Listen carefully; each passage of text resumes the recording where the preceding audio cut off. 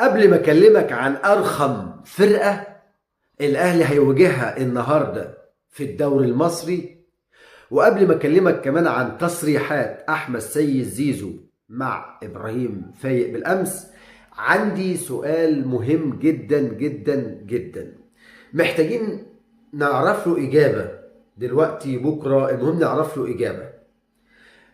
لامتى هنفضل نشاهد عشوائيات اتحاد الكره ورابطة الأندية في قراراتهم؟ بس سؤال سهل وبسيط. هل سنشاهد فضائح مستمرة كما نشاهدها في الوقت الحالي في الكرة المصرية مستقبلا؟ هتقول لي ازاي؟ هقول لك يعني مش عايز اقول فضيحة عصام عبد الفتاح وكلاتنبرج في يعني التصريحات اللي بالوقائع والتاريخ بتكذب. يعني يا جماعه الواحد والله العظيم انا محتار ابدا معاك الفيديو من عصام عبد الفتاح وكلاتنبرج ولا سموحه وبيراميدز ولا تصريحات زيزو ولا مباراه اليوم. الفيديو ده انا هحاول ما اطولش على حضراتكم، لكن كلمتين ابرك من 10. محتاج بس وجهه نظرك معايا في الفيديو ده، ولو يعني بتقدر مجهودنا اتمنى من كل قلب تشترك في القناه وتفعل الجرس وتضغط لايك عشان يصلك كل جديد. سموحه، خلينا اجيبها من عند سموحه وبيراميدز.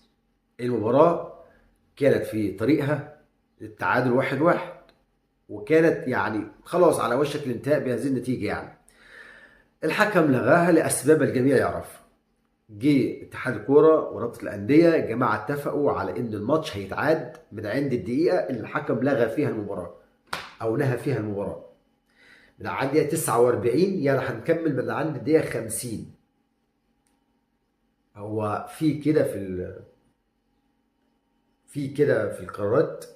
هو انت عايز تلعب بيراميدز من عند دقيقه 50 لحد 90، قول له معاك شوط حاول تسجل فيه بسرعه؟ سموحه مش هيلعب يتعادل مثلا؟ ما انا ما اعرفش هل نجح بيراميدز بضغوطه على اتحاد الكره ورابطه الانديه؟ يعني انتوا بتخدموا مين ولا صالح مين؟ احنا بس بنطالب بالعداله فقط لا غير. العداله من اصغر فرقه لاكبر فرقه لمتوسط الجدول، لان يعني مفيش حد احسن من حد في الدوري المصري، يعني الا اذا كان القدرات بتفرق داخل مستوى الاخضر فقط لا غير، بعيدا عن اخطاء التحكيم اللي احيانا بتخدم انديه بعينها. بس حبيت اوصل رساله ليه بقى؟ لان العشوائيات والقرار العشوائي ده عمره ما هيصب في مصلحه الكره المصريه. استحاله. طبق قرارك بجديه وحزم على الاهلي والزمالك والاسماعيلي وبيراميدز كله وفيوتشر وفاركو وما تسيبش حد. ولكن انك بتفصل قرارات لصالح فرقه بعينها، فده هيعمل عنصريه في الدوري، هيخلي في فرق تكره فرق. ودي العلاقه لما بقول لك الاهلي هيقابل ارخم فرقه اللي هي النهارده طلائع الجيش. المباراه في موعدها 7 مساء بتوقيت القاهره. ارخم فرقه ليه؟ لان طلائع الجيش فرقه رخمه، فرقه مستفزه، فرقه بتلاقي ال11 بتوعهم كلهم في المنطقه الدفاعيه بتاعتهم، فرقه عندها استعداد تتغلب من طوب الارض او تتعادل مع طوب الارض وتيجي عند النادي الاهلي تعمل فيها الباير، تعمل فيها برشلونه، تعمل فيها الريال، قول زي ما انت عايز تقول. هتقولي دي وجهه نظرك انت بس ومعتقداتك انت بس كاهلاوي. هقول لك لا، ارجع للتاريخ. ارجع للتاريخ وشوف اداء طلائع الجيش ضد النادي الاهلي وباقي الفرق كلها. طلائع الجيش لعب مباراه في 2009 ضد النادي الاهلي، هو ليس له اي يعني ايه، عايز اقول لك مثلا ما هوش رايح يشارك في دوري الابطال مثلا عشان خاطر يعني يستفز في لاعبي النادي الاهلي داخل مصر الاخضر. لعب خشوني ضد لاعبي النادي الاهلي. ضف الى ذلك الجدل واثاره الجدل اللي بيخلقوها داخل المستطيل الاخضر. مش بكلمك على انه لا فرقه بتلعب بشرف ونزاهه وكل حاجه، لا دي ماليش علاقه بيها، دي ماليش علاقه بيها. لكن كفايه اللي انا بقوله لك ان فرقه زي دي تقدر تطلع لعيبه النادي الاهلي عن تركيزها، تشتتك بخشونه في اللعب زي ما قلنا، وزي اعتراض على قرارات التحكيم، سقوط داخل منطقه الجزاء، بتخلي لاعب الكره اللي بيحب الكره ما بيلعبش كره خالص، بيبدا يلعب بالفكر بتاع الخصم اللي قصاده. الفرقه دي في 2009 كانت اهمها الاكبر انها تضيع على النادي الاهلي دوري 2009.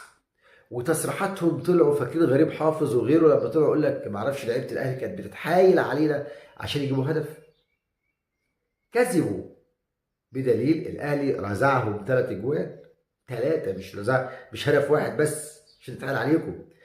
هي نفس الفرقه في السنه اللي اخذ فيها الزمالك الدوري، خد 2 دوري ورا بعض. السنه المره الاولى كان الاهلي بيلاعب برضه طلائع الجيش، والاهلي سجل هدف، طلع الكره اسلام جمال من بعد الخط بنص متر، والحكم ما شافش حاجه، ولعيبه طلائع الجيش جت حومت الحكم واعترضت وهات وكلام وزعيق وبتاع وجدل، بيخلقوا حاله من الجدل.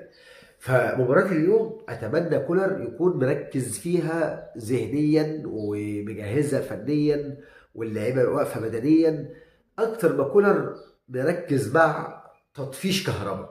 ما هو عشان مشي مودست، فهنا بقى شوية مش عايز أقول إيه بقى، الزعل اللي جوه كولر هيطلعهم على كهرباء وعقوبة ورحيل إعارة بيع. المهم إنه زي ما أنتم مش حابين مودست ومشيتوه، فأنا هنا همشي كهرباء لأنه مش بيفيدني أصلا. كهرباء جناح أساسا يعني، عشان تكونوا واضحين وعارفين الصورة واضحة قدامكم، ما هوش أصلا راس حربة صريح، ولكن اللاعب شال المسؤولية، محل مكان المهاجم الأهلي بيدور عليه لحد دلوقتي. فيا ريت كولر النهارده يركز ازاي يتفوق على طلائع الجيش ويقدر يحل العقد بتاعته.